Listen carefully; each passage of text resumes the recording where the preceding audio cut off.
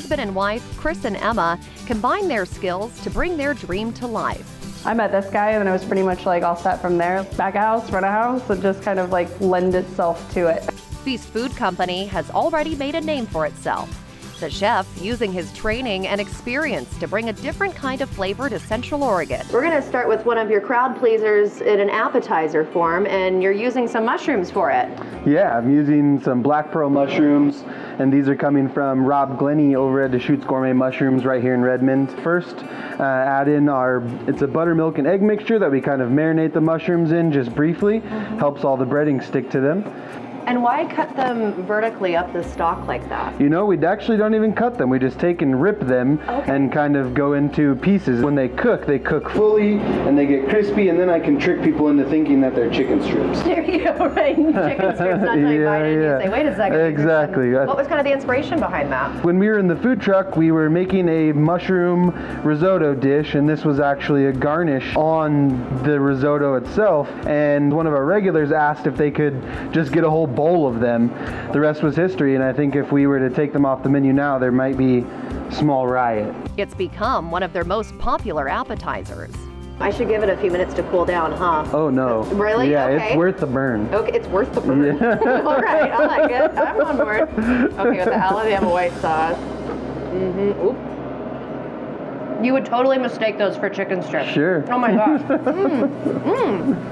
They use their business as a platform to advocate for local and regional producers, showcasing foods in flavorful ways. When I thought about how I wanted to present our food, I wanted to make it very approachable to people, so it's a lot of dishes that are recognizable.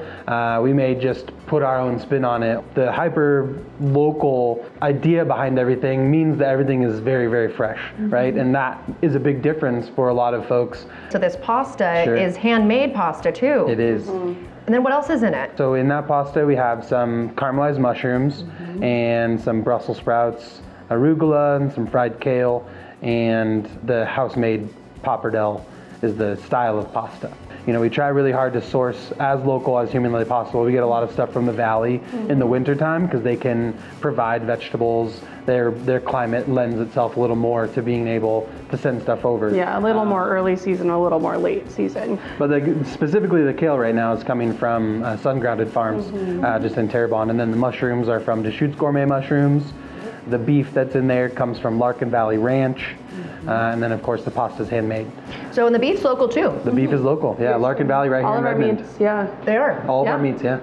Food from farms not too far away, brought straight to your table for you to enjoy.